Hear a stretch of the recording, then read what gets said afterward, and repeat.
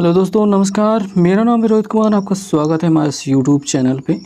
Polytechnic entrance exam के लिए जो हमारे पास 2019 का पेपर था, जी हाँ, 2019 का जो पेपर था उसको सॉल्व कर रहे थे और मैंने आपको इसके पीडीएफ का लिंक दिया था अपने कम्युनिटी पोस्ट पे। आपने वहाँ से डाउनलोड कर लिया होगा। मैथमेटिक्स हम ख़त्म कर चुके थे, 4 वीडियो हमने बनाई अलग अलग पार्ट वाइज, बिकॉज़ अब जानते ही हैं कि लंबी वीडियो अपलोड कर पाना उतना ही मुश्किल होता है। और चलिए अभी यहाँ पे शुरू करेंगे फ़िज़िक्स को, क्योंकि 51 नंबर क्वेश्चन से फ़िज़िक्स स्टार्ट हो जाती है, तो अभी हम उसी को स्टार्ट करने वाले हैं यहाँ पे। और हमने सभी क्वेश्चंस को हल कर लिया और कॉपी में लिख लिया है, साथ में उसका हल भी कर लिया है और उसी के आधार पर हम आपको यहाँ पे सारे क्वेश्चन का आंसर देंगे। तो शुरू करते हैं क्वेश्चन नंबर 1 से। तो जो 51 नंबर क्वेश्चन है हम वहाँ से शुरू करेंगे आज, जो फिज़िक्स से ही शुरू होती है। तो भाई कहा गया है कि एक वस्तु 12 सेंटीमीटर फोकस दूरी वाले उत्तल लेंस, देखिए उत्तल लेंस जो हो गया ये देखिए ऐसा होता है देखने में, ठीक है। अब उत्तल लेंस के जो फोकस दूरी 12 सेंटीमीटर दी गई, तो याद रखेंगे उत्तल लेंस हो या उत्तल दर्पण हो, उत्तल दर्पण ये कहलाएगा। दोनों ही स्थितियों में जो फोकस दूरी रहेगी वो पॉजिटिव होगी, यानी कि प्लस में होगी, और जो अवतल के लिए है दोनों ही फोकस दूरी माइनस में होगी। तो यहाँ पे इतनी बातें समझ में आ गई। सामने स्थित है, हमेशा वस्तु को सामने ही रखा जाता है। वास्तविक प्रतिबिंब का आकार वस्तु के आकार का आधा हो तो हमको वस्तु को लेंस की कितनी दूरी पे वस्तु को लेंस से दूरी होगी, यानी कि हमको कितनी दूरी पे वस्तु को रखना होगा। तो इसको बात हम समझेंगे फिगर के द्वारा। देखिए ये अपना लेंस हो गया, यहाँ पे हमने वस्तु को रख दिया, यहाँ पे हमको उसका प्रतिबिंब प्राप्त हो गया। तो HO जो लिखा है, ये O जो रिप्रेजेंट करता है ये ऑब्जेक्ट को, यानी कि वस्तु को रिप्रेजेंट करता है। I यानी इमेज यानी प्रतिबिंब को रिप्रेजेंट करता है, और H जो होगी उसकी लंबाई हो गई। तो यहाँ पे हमने फोकस दूरी लिख कर रखी है। देखिए यहाँ से वस्तु को रखा गया, यहाँ पे इसका प्रतिबिंब बना है जो उसकी ऊंचाई का रेशियो दिखाई दे रहा है। जो प्रतिबिंब देखिए कहा गया था सवाल में, यही हम पढ़ते हैं, तो हमको कहा गया है कि वास्तविक प्रतिबिंब का आकार वस्तु के आकार का आधा हो, यानी वस्तु के आकार का आधा है प्रतिबिंब। तो यही हमने बनाया है कि जो HI यानी इमेज है और HO, तो O को 2 के साथ, I को 1 के साथ आधा तभी बनेगा, यानी कि HI/HO, यानी कि इसको कहीं पे I/O भी रिप्रेजेंट किया जाता है, कहीं पे H'/H भी रिप्रेजेंट किया जाता है। तो इनका रेशियो कितना मिलेगा, 1/2 मिल गया। इतनी सी बात हो गई है। और यही रेशियो V/U के बराबर भी होता है। V/U = I/O = 1/2, ये मिल गया है हमको यहाँ पे। और इसी के ज़रिए अब हम यह जान सकते हैं कि V/U = हो जाएगा 1/2, जहाँ से V बराबर हम निकाल लेंगे U/2। इतना समझ में आया, जहाँ पे हमको केवल इतना दिया था कि जो प्रतिबिंब है वस्तु की लंबाई का आधा है। इतने से हमने ये चीज़ें निकाली। अब फोकस दूरी 12 सेंटीमीटर दी गई है, तो हम सीधे सीधे आ जाएंगे और यहाँ पे मान रखना शुरू करेंगे। देखेंगे जो लेंस का सूत्र होता है 1/f = 1/v - 1/u होता है।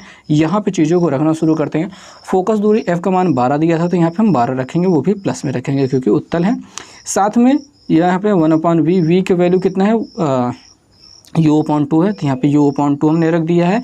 और साथ में जो u का मान है, u चूँकि इधर की ओर लेंस से बाएं हाथ की ओर रखा जाता है, यानी u का मान माइनस में रखा जाता है, तो यहाँ पे माइनस में हम रखेंगे और ये माइनस माइनस हो जाएगा प्लस। और यहाँ पे 1/12 तो चलता आएगा, उसमें कोई भी बाधा नहीं उत्पन्न होगी, कुछ भी नहीं करना है वहाँ पे। तो यहाँ पे ये प्लस में हो गया, नीचे वाली गिनती बराबर है, नीचे वाली चूँकि गिनती बराबर है इसलिए 2 और 1 मिल करके हो जाएंगे 3/u मिल जाएगा। u को इधर भेजेंगे, 12 को उधर भेजेंगे, बात यहीं 36, यानी u बराबर हमको क्या मिल गया, 36। और हमसे बस यही पूछा था कि वस्तु को कहाँ रखा जाता है, तो वस्तु की जो दूरी होती है वो u से रिप्रेजेंट होती है, और जो v से मिलता है वो होता है प्रतिबिंब की दूरी, प्रतिबिंब की लेंस से दूरी। तो यहाँ पे हमको मिल गया है 36। कैसे मिला है, बहुत ही अच्छा आसान सा क्वेश्चन रहा, आपको समझ में आया है। ओके, तो आगे बात करेंगे दूसरे 52 नंबर क्वेश्चन है उसकी। कहा गया है कि दो द्रव्यमान जो एक दूसरे से निश्चित दूरी पर स्थित है, इनके बीच में गुरुत्वाकर्षण बल P न्यूटन लगता है। इन्हीं दोनों द्रव्यमानों को पानी में एक दूसरे से समान दूरी पर रखा जाए, उतनी ही दूरी पर रखा जाए, लेकिन हम पानी में ले जा करके इसको रख देते हैं, तो गुरुत्वाकर्षण बल क्यों लगता है। ऐसी स्थिति में आपको बताना ये है कि Q बड़ा है कि P बड़ा है कि दोनों बराबर हैं कि इनमें से कोई नहीं। तो ये स्थिति हम जानने के लिए पहले बात जान लेते हैं सूत्र, जो दो पिंडों के बीच में जो बल लगता है वो कैसे मिलता है। तो यहाँ पे इसका m1 m2 अपॉन r, मतलब इनके देखिए अपॉन r², तो m1 और m2 के गुणनफल के अनुक्रमानुपाती हो, बीच की दूरी के वर्ग के व्युत्क्रमानुपाती होता है, और यहाँ पे F बराबर g m1 m2 upon r², ये फार्मूला पूरा बन जाता है। और यहाँ पे जो हम द्रव्यमान नहीं बदल रहे हैं और दोनों द्रव्यमान सेम है, दोनों के बीच की दूरियां सेम है, तो इनसे कोई प्रभाव नहीं पड़ने वाला है। बस जी का प्रभाव पड़ेगा अगर हम हवा में यानी कि वायु की बात करें या फिर हम पानी की बात करें, ठीक है, जल की बात कर लेते हैं या फिर वायु की बात कर लेते हैं। चूँकि हमने द्रव्यमान नहीं बदला है, कोई फ़र्क नहीं पड़ने वाला है, बीच की दूरी नहीं बदली है, तो आर कोई फ़र्क नहीं डाल रहा है। जो फ़र्क डालना होगा वो जी डालेगा। जी क्या होता है, सार्वत्रिक गुरुत्वाकर्षण नियतांक होता है। जी का मान 6.67 × 10⁻⁻11 न्यूटन मीटर स्क्वायर प्रति किलोग्राम स्क्वायर होता है। और जी की जो पिंड की प्रकृति, जी का जो मान होता है वो किस पर निर्भर करता है, ये पिंडों की प्रकृति, उनके द्रव्यमान, उनके मध्य की दूरी और उनके बीच का माध्यम, जो भी उनके बीच का माध्यम होता है, समय, ताप इत्यादि पर निर्भर नहीं करता है। तो इनके बीच में ऐसी कोई भी चीज़ जो रखी जाइए, जो चीज़ें दी गई, इन पर ये निर्भर ही नहीं करता है। यानी अगर हम यहाँ पे पानी रखें या फिर हवा रखें, यहाँ पे कहा जा रहा है माध्यम, सीधे सीधे बात समझ में आ रही है कि माध्यम इस पर निर्भर ही नहीं करता। यानी कि हम माध्यम को चाहे बदल दें, चाहे जो कर दें, उसके बीच में आग के अंगारे ही क्यों न डाल दें, बट जो उनके बीच में लगने वाला बल है, F है, वो नहीं बदलेगा। कारण आपके सामने है। तो आई थिंक कि आपको समझ में आ गया होगा कि जहाँ पे ये दोनों नहीं बदलेंगे तो P और Q दोनों बराबर होंगे, यानी कि P = Q। ये आपका C वाला जो आंसर होगा वो सही हो जाएगा। अगले प्रश्न में चलेंगे। अगला प्रश्न क्या है, कहा गया है कि कांच के एक प्रिज्म से बैगनी, लाल और हरे रंग का प्रकाश का जो वेग निकल रहा है वो v, ये बैगनी के लिए v का प्रयोग किया गया है, और लाल के r का यानी रेड का, और हरे के लिए ग्रीन का प्रयोग किया गया है। और ऐसे में हमको बताना है कि इनमें से कौन सा संबंध सही है, यानी वेगों के बारे में बात करना है, तो किसका वेग सबसे अधिक होगा, कम होगा, यानी ये क्रम हमको व्यवस्थित करना है। तो भाई आप एक चीज़ जानते हो कि जब भी प्रिज्म से प्रकाश की किरणें से फैलती है तो सबसे ज़्यादा कौन मुड़ता है, बैगनी, सबसे कम कौन मुड़ता है, लाल। तो मैं यहाँ पे थोड़ा सा बैगनी लाल बनाने की कोशिश भी कर लेता हूँ, नहीं तो अच्छा नहीं लगेगा। तो बैगनी की बात कर लेते हैं, वो सबसे ज़्यादा मुड़ता है। सबसे कम मुड़ता है कौन, वो लाल मुड़ता है सबसे कम, ठीक है। और यहाँ से कौन सा प्रकाश आता है, ये सफ़ेद वाला आता है, पर यहाँ पे मैं सफ़ेद वाला दिखा नहीं पाऊँगा, तो मैं ब्लैक वाली लाइन खींच देता हूँ। तो ये होती है बात। अब सबसे कम क्यों ये मुड़ता है, क्योंकि इसकी स्पीड सबसे ज़्यादा होती होगी, इसी वजह से ये सबसे कम मुड़ता है, और इसकी स्पीड सबसे कम होती होगी, इसी वजह से सबसे ज़्यादा मुड़ता है। सीधी लॉजिकल बात यही है। तो सबसे कम स्पीड किसकी हो रही है, सबसे कम स्पीड हो रही है अपनी ये यहाँ पे बैगनी वाले की, और सबसे ज़्यादा किसकी हो रही है, लाल वाले की। और ग्रीन वाले को बीच में रख दो भाई, हरे वाले को बीच में रख दो, उसमें कोई फ़र्क नहीं पड़ रहा है। तो यहाँ पे सीधा जो पहला वाला विकल्प है वो समझ में आ रहा है कि यहाँ पे बड़े का निशान बना है रेड के साथ, रेड का वेग सबसे ज़्यादा, और बैगनी के साथ में जो इसके वेग का मान दिया है सबसे कम दिया गया। तो यहाँ पे आपको पहला वाला विकल्प सबसे बढ़िया सही होगा, बाकी सब गलत हो गए, ठीक है। ये बात रही इसकी। और यहाँ पे मैंने थोड़ा सा चीज़ें और भी लिख दी हैं, लेकिन कोई बात नहीं, मैंने आपको समझा दी है बातों को। अब बात करेंगे 54 नंबर क्वेश्चन की। कहा गया है कि एक कण 1 मीटर त्रिज्या के वृत्ताकार पथ पर एक समान चाल से गति कर रहा है। कण द्वारा आधा चक्कर लगाने पर चली गई दूरी और विस्थापन का अनुपात ज्ञात कीजिए। बहुत ही आसान सा क्वेश्चन है। यहाँ पे हमने एक पथ बना लिया है, एक रास्ता बना लिया है। इसकी त्रिज्या 1 मीटर है और यहाँ से चल कर के यहाँ तक पहुँचे भाई, ठीक है। ये जो दौड़ने वाला इंसान है वो यहाँ से स्टार्ट करके यहाँ तक पहुँचा है, यही हो गया इसका आधा रास्ता। उतनी दूर से नहीं गया है, बस इसी से गया है, बट मुझे दिखाने के लिए ऐसा करना पड़ा। अच्छा, एक बार फिर से देख लेते हैं भाई, हुआ क्या है, वो यहाँ से चल कर के यहाँ तक पहुँचा है। ऐसे में विस्थापन कितना होगा? विस्थापन प्रारंभिक और अंतिम बीच की न्यूनतम दूरी को कहते हैं, इसको कहते हैं। 1 मीटर इधर, 1 मीटर इधर, इस वजह से 2 एकम 2 यानी 2 मीटर, यहाँ पे हमने इसको लिखा भी है। विस्थापन कितना हो गया? 2 मीटर। फिलहाल हम दूरी की बात कर लेते हैं। दूरी इतना चला है, दूरी इतना चला है। अब देखिए पूरा जो होता है वो 2πr होता है। क्या होता है? 2πr होता है, लेकिन चूंकि आधा ही चला है तो πr, यहाँ पे πr, r का मान 1 है तो हमने 1 रख दिया, यानी पाई मीटर यहाँ पे इसका दूरी हो गया। और विस्थापन की बात कर लेंगे तो 2 मीटर मिल गया यहाँ से यहाँ तक के विस्थापन की बात। अब दूरी और विस्थापन का अनुपात हमसे पूछा था, तो हमने यहाँ पे दूरी को पहले लिख लिया, विस्थापन को बाद में लिख लिया। दूरी पाई थी और विस्थापन 2 था, तो पाई अनुपात 2, बस आंसर हो गया। बहुत ही आसान सा। आगे बात करेंगे 55 नंबर क्वेश्चन की। कहा गया है एक गोली लेंस, गोली दर्पण है और पतला गोली लेंस है, प्रत्येक की फोकस दूरी -15 सेंटीमीटर है। तो ये दर्पण और लेंस कौन से होंगे? अवतल, उत्तल, ये सब बताया जा रहा है। मैंने अभी पहले क्वेश्चन में ही बताया कि उत्तल के लिए प्लस दोनों में, अवतल के लिए माइनस दोनों में। तो यहाँ पे दोनों के दोनों क्या होंगे? अवतल होंगे, क्योंकि माइनस आपको दिया गया है। बहुत ही आसान सा क्वेश्चन। अगले क्वेश्चन की बात करेंगे। यहाँ पे हमको क्या दिखाई दे रहा है? कहा गया है कि 56 नंबर क्वेश्चन में 4 ओम प्रतिरोध में प्रति सेकेंड 100 जूल ऊष्मा उत्पन्न हो रही है। 100 जूल ऊष्मा उत्पन्न हो रही है। प्रतिरोध के सिरों पर विभवांतर क्या होगा, ये हमको बताना है। अब यहाँ पे देखिए ये फार्मूले ढेर सारे होते हैं। W बराबर VQ, W बराबर VIT, W बराबर I²RT, W बराबर V²T/R। इन्हीं में से हमने यूज़ किया है W बराबर V²T/R को। अब देखिए ये जो होते हैं फार्मूले आपको पूरी किताब में मिलकर भर भर के मिलेंगे, और सभी से एक दूसरे से रिलेटेड होते हैं, उसी से जुड़ के बने होते हैं। अब हमने इसको ही क्यों लिया?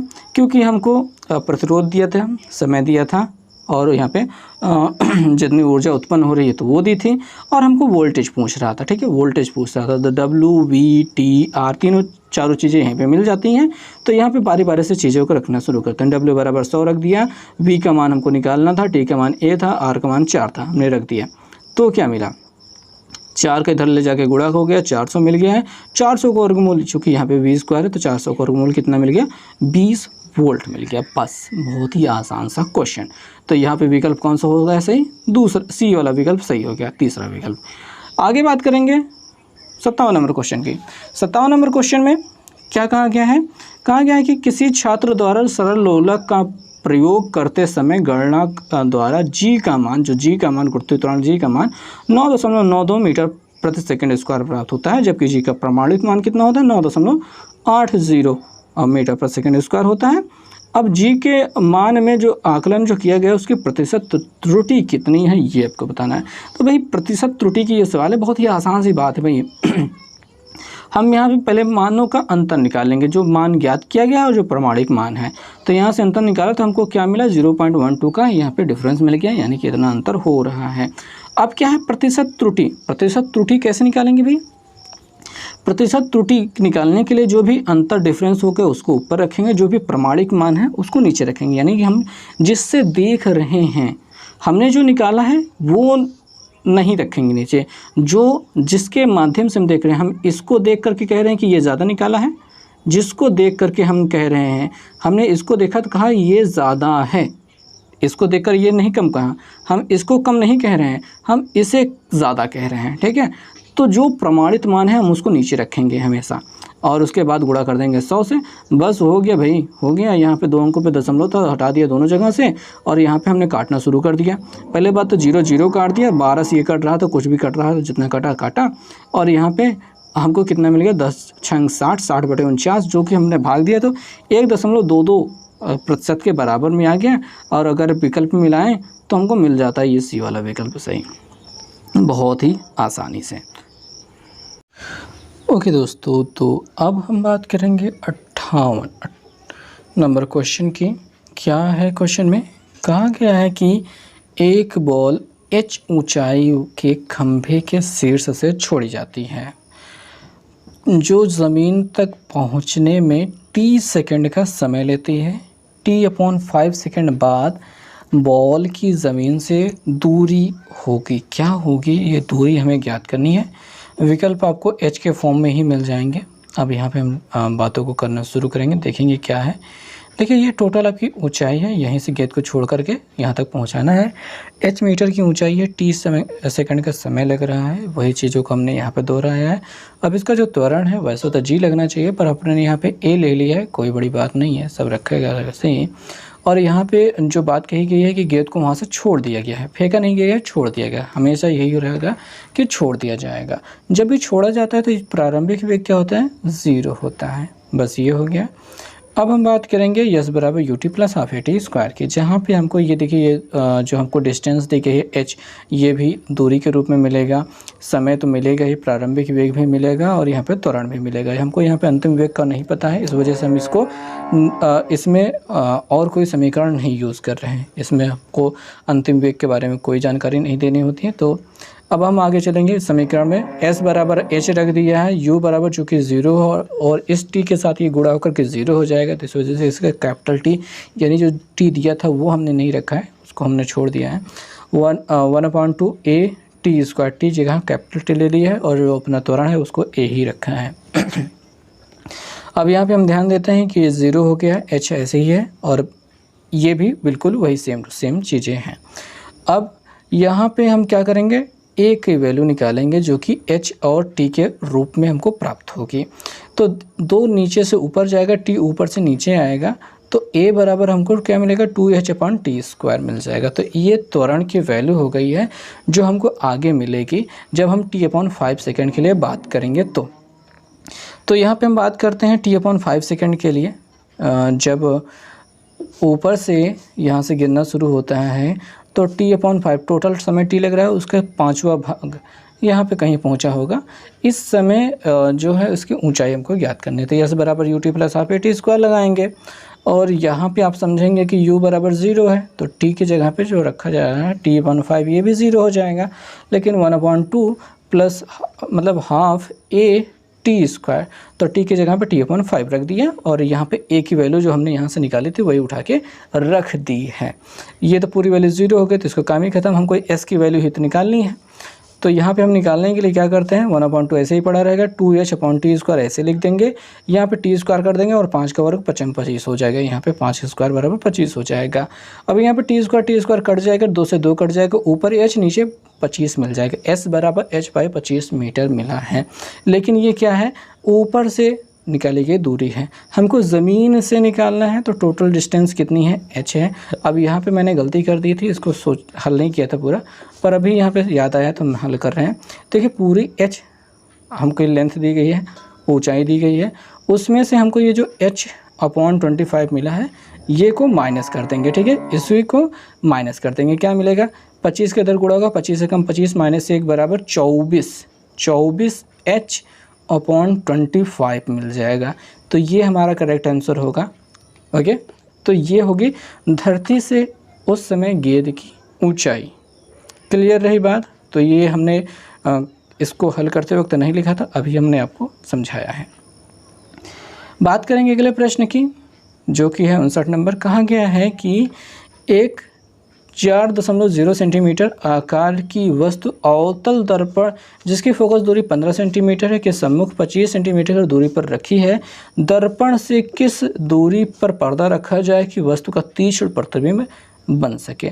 तो हमको यहाँ पे पर्दे पर इसका प्रतिबिंब प्राप्त करना बहुत सिंपल सी बात है। अवतल दर्पण की बात करेंगे भाई, देखिए फिगर बनाए बिना ही समझ लेते हैं।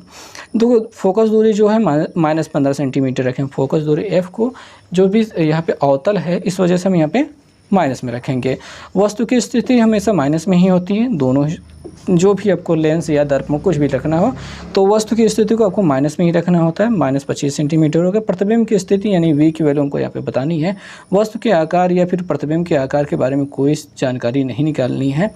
यहाँ पे वैसे वस्तु का आकार आपको दिया गया है 4 सेंटीमीटर, लेकिन हम बात करेंगे आगे कि 1/f बराबर 1/v प्लस 1/u, क्योंकि ये एक दर्पण है तो दर्पण का सूत्र यही होता है।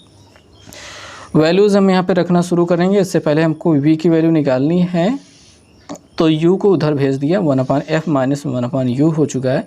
f की वैल्यू रखेंगे -15 और u की वैल्यू रखेंगे -25, माइनस माइनस ये प्लस हो जाएगा और यहाँ पे माइनस ऊपर चला जाएगा। तो यहाँ पे हम देख पाते हैं कि -1/15 और +1/25, लघुत्तम लेंगे 75 हो जाएगा, 15 × 75 तो ऊपर 5 आ जाएगा, 25 × 3 = 75 तो ऊपर 3 आ जाएगा। इतना हमको यहाँ पे मिल गया है।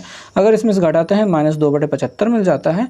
और अगर हम v की वैल्यू निकालते हैं तो इस गिनती को उलट दिया जाएगा, क्योंकि 1/v बराबर ये हो रहा था, तो v बराबर इसको उलट दिया जाएगा, 75/2 मिल जाएगा, 2 से भाग कर देंगे तो 37.5 हमको मिल चुका है।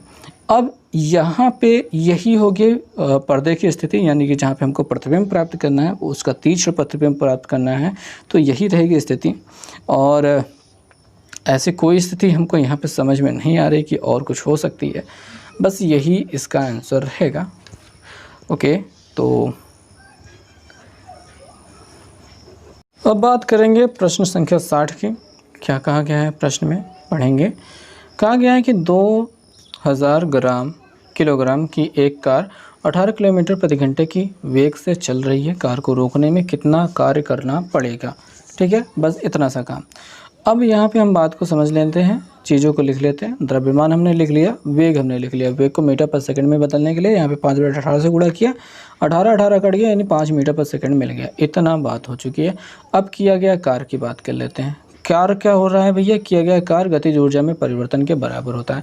कार्य क्या कर रहे हैं? कार्य में ये कर रहे हैं कि जो उसकी गतिज ऊर्जा पहले थी ½ mv² और उसके बाद में जो गतिज ऊर्जा होगी उसका अंतर यहाँ पर डिफरेंस निकालना है। क्या गतिज ऊर्जा हो रही है? पहले 1/2 m का मतलब 2000 किलोग्राम और v का मतलब 5 मीटर पर सेकेंड, 5 मीटर, ठीक है, 5 मीटर पर सेकेंड। तो ये इसकी वेग थी। और उसके बाद हमने क्या किया है? कार को रोकने के लिए, यानी कि रोक दिया, यानी अंतिम वेग उसको 0 कर दिया। तो यहाँ पे अंतिम वेग क्या कर दिया हमने? 0 कर दिया है। यानी कि पहले इतना गतिज ऊर्जा थी, अभी यहाँ पे 0 वेग कर दिया तो गतिज ऊर्जा भी 0 हो गई, यानी यहाँ वाला हिस्सा 0 हो गया। और यहाँ पे हमने 2 से 2000 को काट दिया तो 1000 मिल गया। 5 × 25, 25 और 1000 को गुणा होकर के 25,000 मिल गया, जो कि हम दशमलव में बदलेंगे। जब हम इसको बदलेंगे तो मानक रूप में 2.5 × 10⁴ हो जाएगा। यहाँ से देखिए 4 अंकों पे हमने गिन के दशमलव लगाया, इस वजह से 4 हो गए। इतना जूल हमारी जो हो गई यहाँ पे किया गया कार्य हो गया। ओके, तो मेरे समझ में आया होगा कि कैसे करना है। ये बहुत ही आसान सा क्वेश्चन था।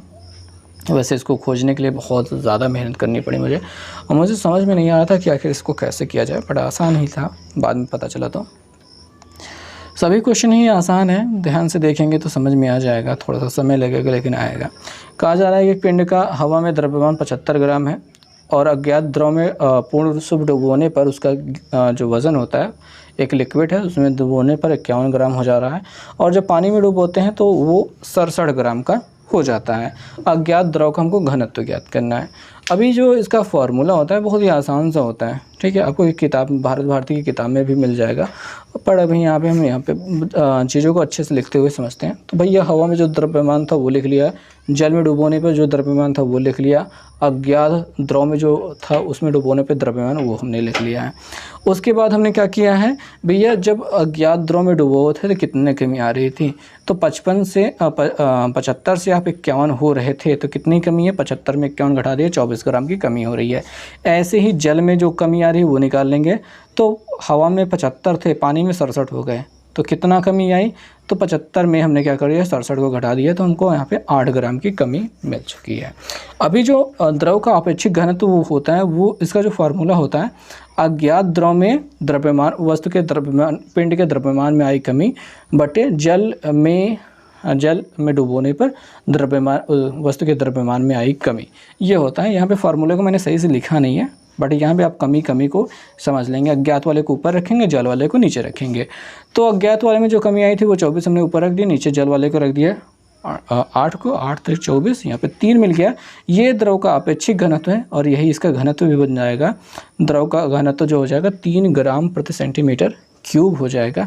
ये आपका आंसर हो जाएगा। और अगर विकल्प में देखेंगे तो ये आपको तीसरा वाला विकल्प सही हो गया है। क्लियर रही बातें? बहुत ही आसान से बात है। आगे बात करेंगे 62 नंबर क्वेश्चन की। यह क्वेश्चन भी थोड़ा सा आसान था, थोड़ा सा मुश्किल था। बातों को समझते हैं। यहाँ पे कहा गया है समांतर बल, दो असमान समांतर बल 2 न्यूटन और 16 न्यूटन एक 21 मीटर लंबी छड़ पर एक सिरों पर कार्य कर रहे हैं। बड़े बल से उस बिंदु की दूरी होगी जहां पर उक्त दोनों बलों का परिणामी कार्य कर रहा है। तो इसका फिगर हम पहले समझते हैं। देखो भाई, ये कुछ इस प्रकार से, ये एक छड़ है जो 21 सेंटीमीटर लंबी है।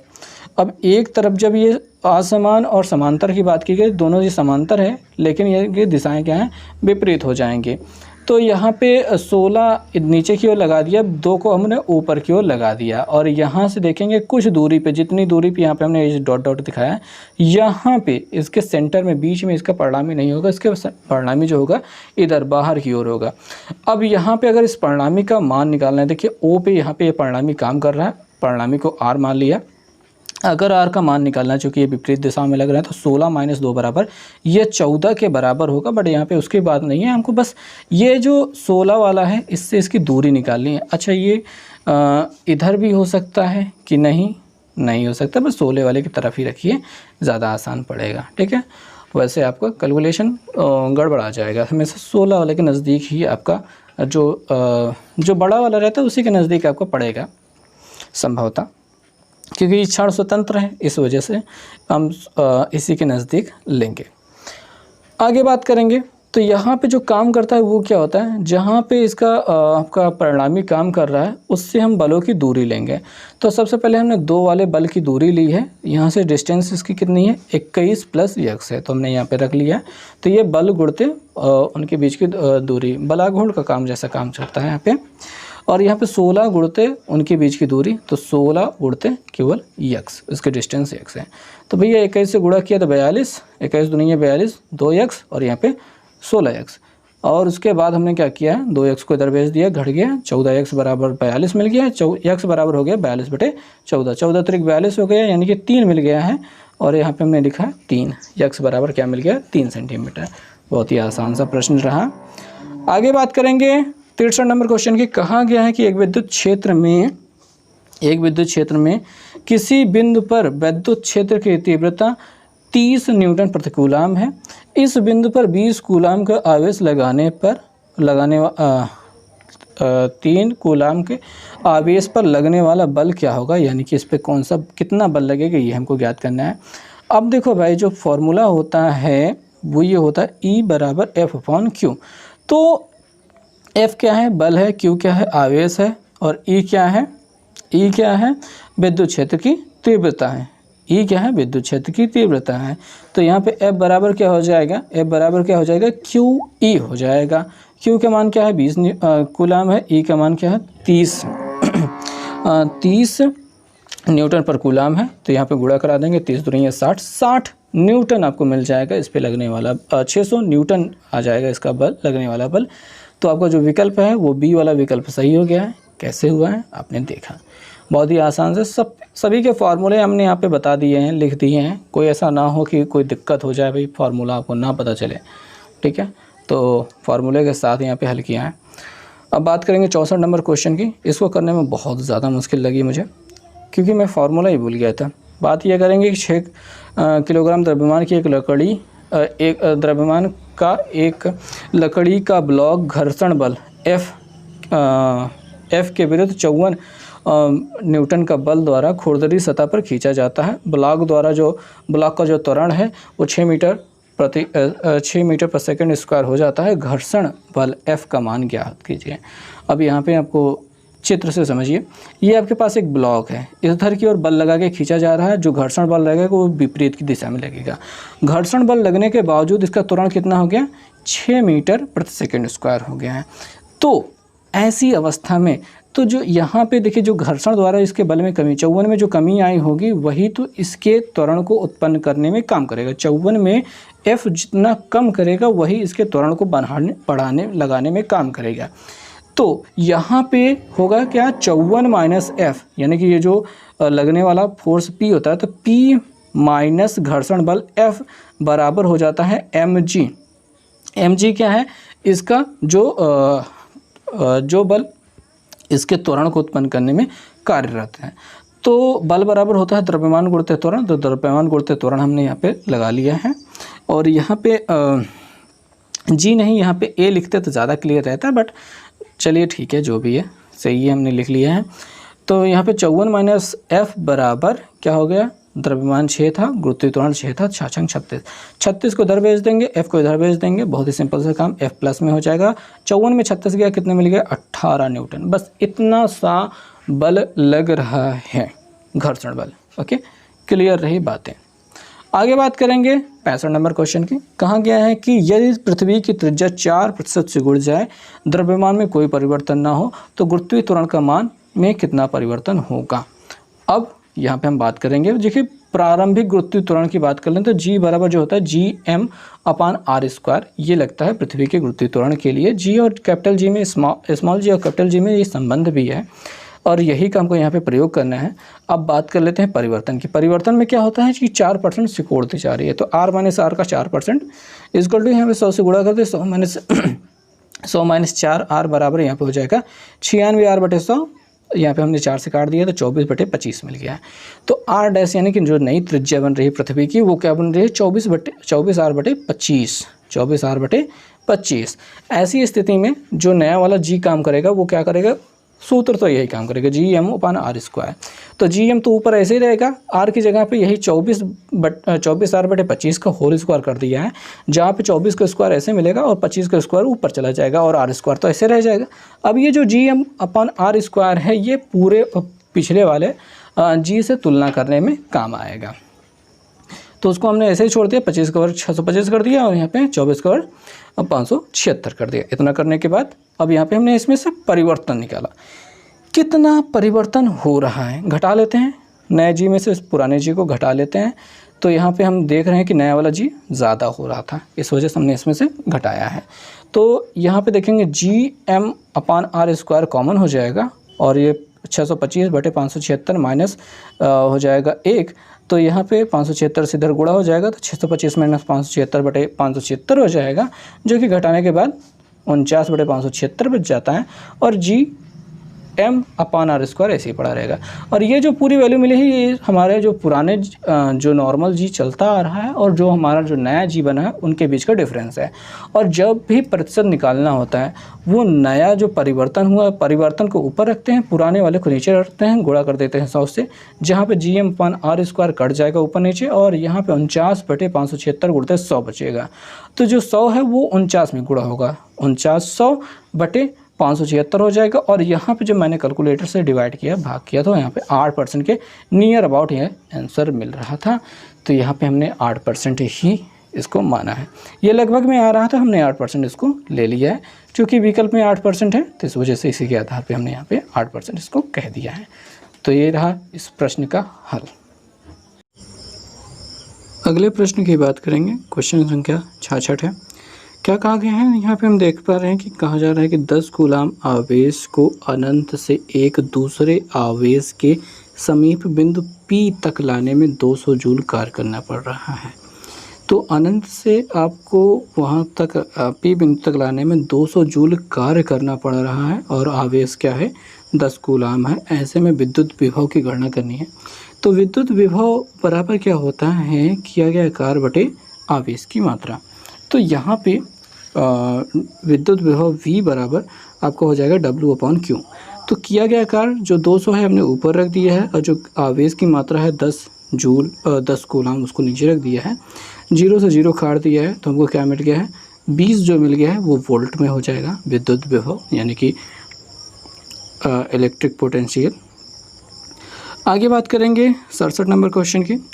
क्या कहा गया है कि 20 फेरों वाली कुंडली, एक कुंडली मतलब कि कॉइल जो है 20 फेरे हैं, से बद्ध चुंबकीय फ्लक्स 1 सेकेंड में 0.3 वेबर से घटकर शून्य रह जाता है।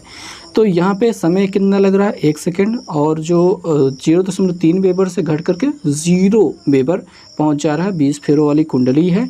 तो कुंडली के सिरों के बीच में प्रेरित विद्युत वाहक बल EMF का मान क्या होगा। तो जो EMF का मान हमको विद्युत वाहक बल E बराबर जो होता है N, और यहाँ पे देखिए कोष्टक लगा होता है, कोष्टक के अंदर ये माइनस होता है, ओके, माइनस तो लगाया हमने। φ2 माइनस φ1 अपॉन डेल्टा टी होता है, यानी कि ये हो गया आपका विद्युत वाहक बल का जो इनमें विद्युत फ्लक्स में अंतर हो रहा है, ठीक है, परिवर्तन हो रहा है, उसका अंतर यहाँ पे रखा जाएगा। तो हम यहाँ पे क्या रखते हैं, फेरों की संख्या n को 20 को यहाँ पे रख दिया गया है और माइनस हमने लगा दिया है। साथ में जो ज़ीरो हो जाता है, तो ज़ीरो को हमने पहले रखा है, कहाँ से हो जाता है 0.3 से, तो 0.3 को बाद में रखा है। ये φ1 है, ये φ2 है और अपॉन डेल्टा टी, यानी कि 1 सेकंड में ये काम हो रहा है तो हमने 1 सेकंड को नीचे रख दिया है। ऐसे में यहाँ पे घटाने के बाद 0.3 ही मिलेगा माइनस में, लेकिन ये माइनस और ये माइनस गुणा होकर के प्लस हो जाएगा, तो बटे में तो 1 है, उसका कोई अर्थ नहीं निकला।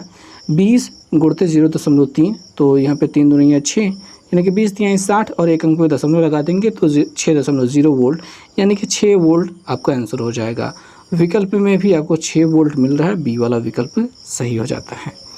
अगले वाले प्रश्न की बात करेंगे जो है 68 नंबर क्वेश्चन। क्या है क्वेश्चन देखेंगे, कहा गया है कि 500 हर्ट्ज आवृत्ति 500 हर्ट्ज एवं 80 सेंटीमीटर तरंग दैर्घ्य के एक ध्वनि तरंग को 1 किलोमीटर की दूरी तय करने में कितना समय लगेगा।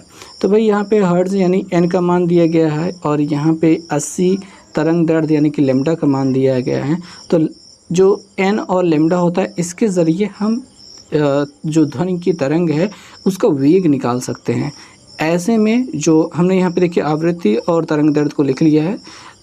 आवृत्ति 500 हर्ट्ज जो हो गए, हर्ट्ज को प्रति सेकंड भी कहा जाता है और हर्ट्ज को HZ से भी रिप्रेजेंट किया जाता है। तरंग दैर्घ्य जो लेमडा बनाए गए हैं वो क्या है 80 सेंटीमीटर। अब यहाँ पे देखेंगे, याद रखेंगे कि जो भी तरंग दैर्घ्य का मात्रक होता है, मूल मात्रक जो रहता है वो मीटर में हम यहाँ पे सामान्यतः उसको नापते हैं, तो इसको मीटर में हमने कन्वर्ट कर लिया है और हमको मिल गया 0.8। 100 से हमने भाग किया, 0.8 मीटर मिल गया है। अब जो वेग बराबर होता है v बराबर n लेमडा होता है, बहुत ही ज़रूरी फार्मूला है, याद कर लेंगे v बराबर n लेमडा। तो v का मान हमने 500 रख दिया, v का मान हमने 500 रख दिया और जो लेमडा का मान है 0.8 भी हमको मिला था वो हमने रख दिया, गुणा कराया। गुणा कराने के बाद देखिए 5 8 40 और 2 0 इसका लगा दिया, एक अंक पे दशमलव लगा दिया, यानी कि 400 मीटर पर सेकंड क्या हो गया, ये इसका वेग हो गया, स्पीड हो गई है। और हमको कितने किलोमीटर की दूरी तय करनी थी, 1 किलोमीटर की दूरी यानी 1000 मीटर की। तो समय बराबर दूरी बटे चाल, ये वाला सामान्य सा सूत्र, चाल बराबर दूरी बटे समय, समय बराबर दूरी बटे चाल और दूरी बराबर चाल गुणते समय, यही होता है, तीनों चीज़ें यही मिला के बनाया जाता है। तो समय बराबर दूरी बटे चाल, दूरी को ऊपर रख दिया, चाल को नीचे रख दिया, अब भाग करते 2 0 कट गया और उसके बाद 2 से काट तो यहाँ पे 2 मिल गया, यहाँ पे 5 मिल गया, 2 फिर 5 को 2 से भाग दिया तो 2.5 सेकंड हमें मिल गया, यानी कि ध्वनि को 1 किलोमीटर की दूरी तय करने में 2.5 सेकंड का समय लगेगा। अगले प्रश्न की बात करेंगे तो यहाँ पे प्रश्न जो हमको मिलता है वहाँ पे कहा जा रहा है, एक LCR परिपथ के सिरों के बीच 100 वोल्ट के प्रत्यावर्ती विभव लगाया गया है। परिपथ का में प्रेरण प्रतिघात LX, यहाँ पे देखिए एक्सेल जो है, L जो है कैपिटल में दिया है, बड़ा दिया गया, लेकिन ये वो छोटा दिया जाता है, यानी X को बड़ा अभी आगे दिखाएंगे। 20 ओम है और धारतीय प्रतिघात XC बराबर 20 ओम है, ओमीय प्रतिरोध 5 ओम है, तो परिपथ की प्रतिबाधा क्या होगी, ये हमको याद करना है। तो पहले बात तो ये जो LCR परिपथ होता है इसको हम बना लेते हैं। तो भाई LCR परिपथ में जिसमें L भी हो, C भी हो, R भी हो, ऐसा होना चाहिए परिपथ। यहाँ पे वोल्टेज क्या है 100 वोल्ट का काम हो रहा है, तो जो C हो रहा है वहाँ पे XC, वहाँ पे XC बराबर 20 ओम था तो उसको जगह रख दिया। XL बराबर कितना है 20 ओम थे, उसको रख दिया। और जो यहाँ पे R का वैल्यू दिया गया है, क्या दिया गया था देखिए, जो प्रेरण प्रतिघात है XL बराबर 20 ओम, धारतीय प्रतिघात है 20 ओम रख दिया और ओमी प्रतिरोध 5 ओम उसको भी रख दिया, सभी चीज़ें रख दिया। अब प्रतिबाधा, जो इस परिपथ की प्रतिबाधा होगी उसका जो फार्मूला होता है, प्रतिबाधा को Z से रिप्रेजेंट किया जाता है, फार्मूला होता है √R² plus XL minus XC whole square, ठीक है। तो यहाँ पे एक बार फिर से हमने सूत्र को लिखा है R² plus XL minus XC का होल स्क्वायर।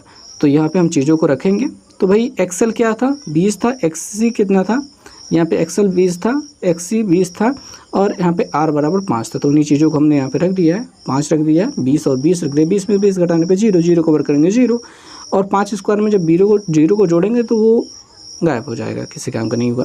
यहाँ पे अंडर रूट जेड बराबर क्या मिलेगा, अंडर रूट में बना है 5 की स्क्वायर, तो स्क्वायर और अंडर रूट दोनों हट जाएंगे तो जेड बराबर 5 ओम मिल जाएगा। तो यहाँ पे परिपथ की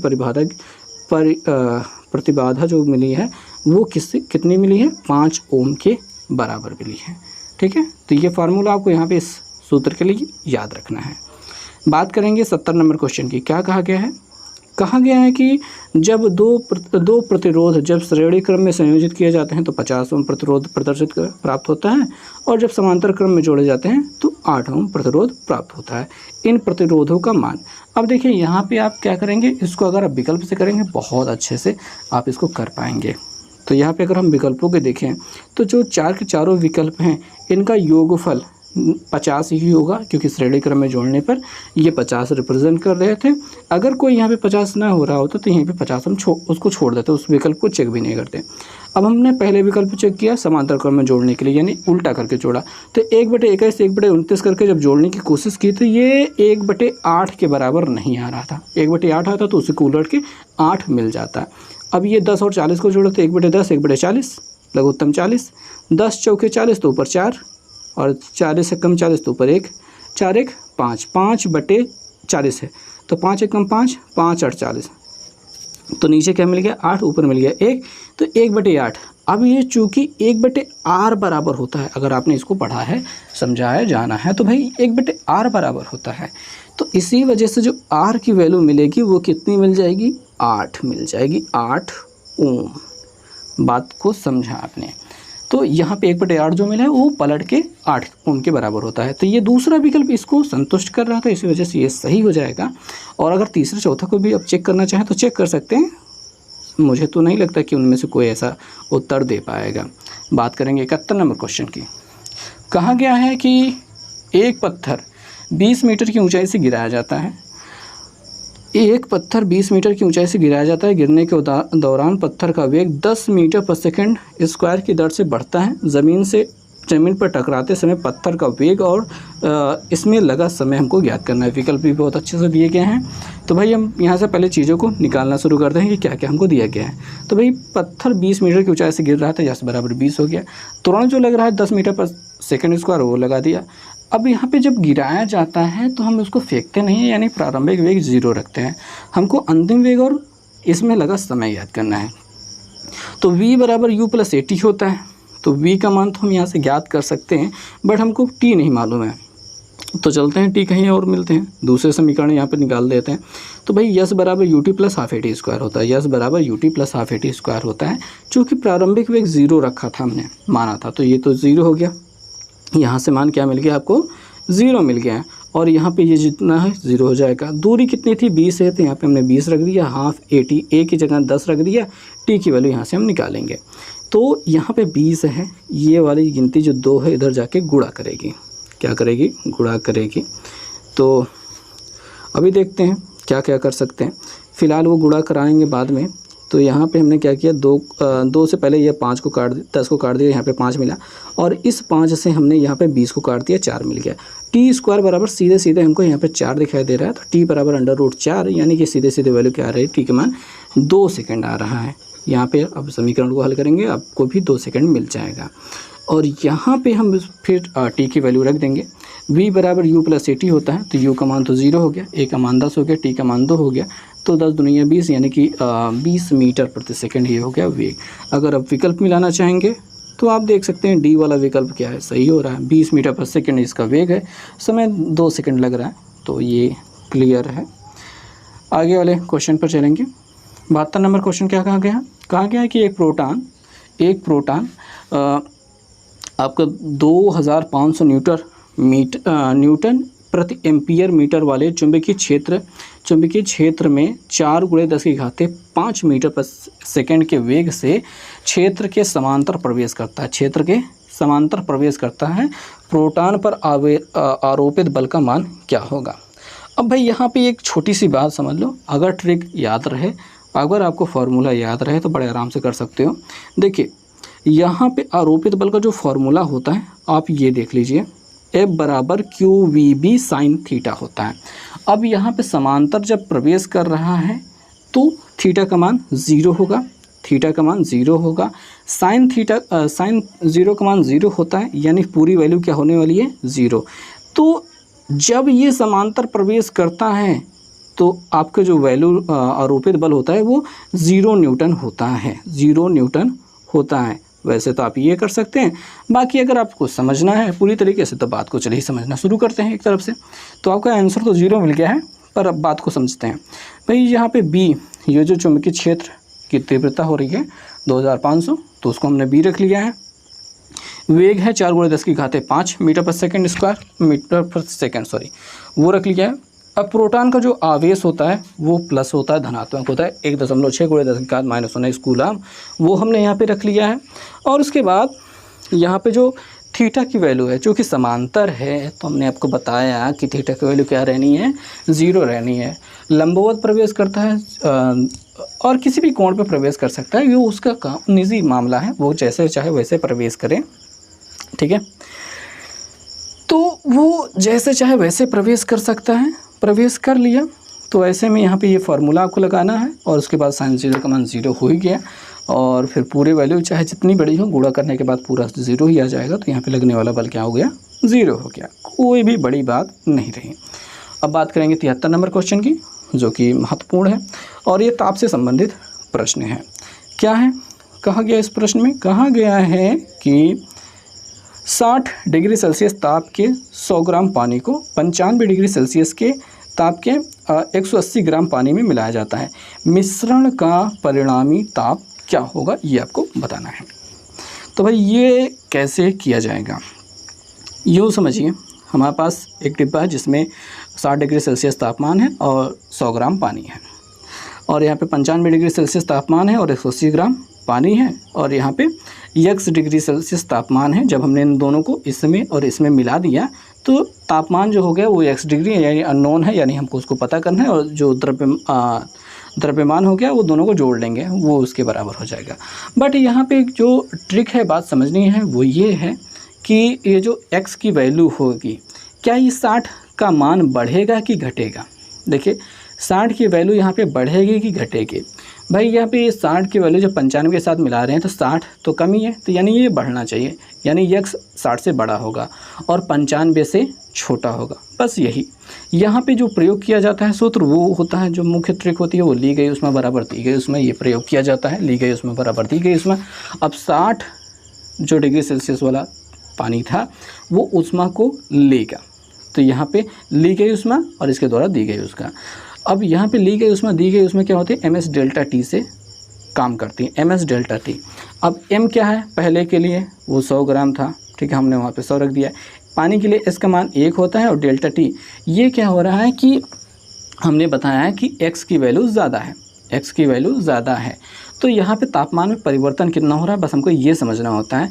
तो भैया कितना परिवर्तन यहाँ से यहाँ तक हुआ, x हो गया, पहले 60 था तो x में से 60 को घटा लिया, ये डेल्टा टी, और यहाँ पे 95 से x हो गया, यानी कि कम हुआ तो 95 में से x को घटा लेंगे। ये सिंपल सा लॉजिक यहाँ पे काम करता है। तो x माइनस 60 यहाँ पे रख दिया, और दूसरी तरफ आ जाएंगे, यहाँ पे m का मान 180 था वो रख दिया, s का मान पानी के लिए 1 ही होता है, ठीक है, विशिष्ट ऊष्मा, और जो डेल्टा टी का मान वो 95 माइनस x हो गया। ये माइनस और प्लस माइनस वाला जो झमेला है वो मैंने समझाया कि किधर कैसा क्या करना चाहिए था। अब यहाँ पे हमने देखा कि यहाँ पे 180 है, यहाँ पे 100 है, दोनों के पास एक एक जीरो है, काट सकते हैं। वैसे भी 2 से और काटा जा सकता है, लेकिन छोड़ो जाने दो। 10 से अंदर गुणा कराएंगे तो 10 x और 60 धामा 600, और 18 से 95 में गुणा कराएं तो 1710 मिल गया, और 18 से जब x में गुणा कराएं तो 18x मिल गया। अब आगे क्या करेंगे, आगे बस इतना सिंपल सा काम करना है कि 18 को उधर भेज देना है, 600 को इधर भेज देना है, पक्षांतर कर देना है। पक्षांतर करने के बाद 10 8 18 और 10 मिलकर के 28x हो जाएंगे, और ये दोनों जुड़ करके हो जाएंगे 2310। और हम यहाँ पे 28 से इसमें भाग कर देंगे, भाग करते हुए चले जाएंगे, और यहाँ पे भाग कर में मतलब काटना है, काटना जैसा आप समझें, बड़े आराम से काटते चलिए, और 82.5 डिग्री सेल्सियस पे आप पहुँच जाएंगे, यहीं से काटते हुए x की वैल्यू। यानी आपको मिल गया है कि मिश्रण का जो तापमान होगा वो 82.5 डिग्री सेल्सियस होगा, यानी इस डिब्बे में जो तापमान होगा 82.5 डिग्री सेल्सियस का होगा। ओके, और यहाँ पे जो इसका द्रव्यमान दिया गया इसका कोई काम नहीं है, ठीक है, इसका प्रयोग नहीं रहा। अगले प्रश्न की बात करेंगे। प्रश्न है 74 नंबर। कहा गया है कि एक संधारित्र की धारिता 3 माइक्रोफैराड है, 3 माइक्रोफैराड है। यदि इसमें 108 माइक्रोकूलाम का आवेश है तो संधारित्र में के प्लेटों के बीच का विभवांतर क्या होगा। तो प्लेटों के बीच का विभवांतर ज्ञात करना है। तो भैया यहाँ पे हमने जो इसकी धारिता है उसको लिख लिया है, धारिता सॉरी या हाँ जी, यहाँ पे धारिता हमने लिख लिया है 3 माइक्रोकूलाम, और यहाँ पे इसका आवेश, इस पे जो आवेश है वो हमने लिख लिया है, माइक्रो है तो 10⁻⁻⁶ वैसे जाने देते हैं। V बराबर, अब यहाँ पे जो इसके बीच का वोल्टेज है वो हमको याद करना है। तो भाई फार्मूला क्या होता है, Q बराबर CV, Q बराबर CV यहाँ पे याद रखेंगे। तो अगर V का मान निकालना है तो Q/C हो जाएगा, Q/C हो जाएगा। Q की वैल्यू ऊपर रख देंगे, C की वैल्यू नीचे रख देंगे। 10⁻⁻⁶, 10⁻⁻⁶ यानी कि जो यहाँ पे माइक्रोन था, ठीक है, वो कट जाएगा और यहाँ पे 3 से काटने के बाद 36 आ जाएगा, यानी 36 जो बचा है यही आपका वोल्टेज हो जाएगा, यानी V का मान 36 वोल्ट। बस ये बहुत आसान सा रहा। और लास्ट क्वेश्चन पे आ जाएंगे, थोड़ा सा लंबा है बस, अच्छा है, बहुत ही आसान तरीके से यहाँ पे एक बार हमने इसको लंबा किया था हल करने में और उसके बाद छोटा कर लिया था। अब यहाँ पे सवाल को समझेंगे कि क्या है कि 6 किलोग्राम तांबे का तापमान 10 डिग्री सेल्सियस से 20 डिग्री सेल्सियस तक बढ़ाने में 6 किलोग्राम तांबा है, 10 से 20 तक बढ़ा रहे हैं, उतने ही कैलोरी ऊष्मा की आवश्यकता होती है, ठीक है, जितने कि 3 किलोग्राम शीशे के तापमान को 20 से 100 डिग्री सेल्सियस तक बढ़ाने में आवश्यकता होती है। तांबे की विशिष्ट ऊष्मा कितनी है, 0.09 दी गई है। अब भाई यहाँ पे Q बराबर ms डेल्टा T लगेगा। यूँ समझो कि भैया यहाँ पे तांबे की ऊष्मा हमने रख दी है, आवश्यक ऊष्मा, और यहाँ पे शीशे की आवश्यक ऊष्मा। ये दोनों को बराबर करके क्यों रखा है, क्योंकि दोनों में कहा गया है कि उतनी ही ऊष्मा का प्रयोग होता है, यानी Q और Q बराबर होंगे, ठीक है। इसके लिए ms डेल्टा T, इसके लिए ms डेल्टा T, ये भी ठीक है। अब यहाँ पे तांबा लिया हमने, ये हमने तांबा रखा है, कॉपर, ठीक है, ये कॉपर रखा है। तो इसका द्रव्यमान था 6 किलोग्राम, ठीक है, 6 किलोग्राम। वैसे इसको हमको ग्राम में बदल देना चाहिए, पर जाने देते हैं भाई, यहाँ पे भी किलोग्राम में है तो दोनों का जो ग्राम में बदलने वाला गुणा वाला हम करेंगे वो दोनों पक्षों में जाके फिर से कट ही जाएगा। इस वजह से हमने 6 और 3 को ही रख लिया है, कोई इसमें 1000 से गुणा करके हमने नहीं रखा है, ठीक है। S का मान हमको दिया था, हमने तांबे के लिए रख लिया है, और इसका तापमान 10 से 20 कर रहे हैं तो 20 - 10 कर लेंगे, यानी कि डेल्टा T। और यहाँ पे हमने शीशे वाले रखना शुरू किया, 3 किलोग्राम उसका द्रव्यमान था। S की वैल्यू तो हमको फाइंड करनी है, 20 से 100 डिग्री सेल्सियस तक इसका तापमान बढ़ा रहे हैं तो 100 - 20 हमने यहाँ पे रख लिया। इतना समझ में आया, बस। अब समझ में आया तो यहाँ पे 20 में से 10 को कटा के 10 लिख लो, यहाँ 100 में से 20 को कटा करके 80 लिख लो, और S की वैल्यू निकालने के लिए 80 और 3 को नीचे भेज दो, दूसरे पक्ष में नीचे भेज दो। तो 3 से काटा यहाँ पे 2 मिल गया, 2 से काटा यहाँ पे, अच्छा ये 0 0 काट दिया, तो 2 से काटा यहाँ पे 4 मिल गया। अब इस 4 से 0.9 को भाग करना शुरू करो। 0.09 को 4 से भाग करना शुरू किया, भैया बड़े आराम से ऐसे 4 लिखो, ऐसे 0.09 लिखो और बस भाग करना शुरू कर दो। जहाँ तक जाओगे, हमको तो ये इतना कुछ मिला था और चूँकि विकल्प इतना ही दिया है तो हमने इसी को सही मान लिया है। तो बस इतना सा है ये आंसर, और उम्मीद है समझ में आया होगा। सभी क्वेश्चंस हमने यहाँ पे अच्छे तरीके से करने का प्रयास किया है।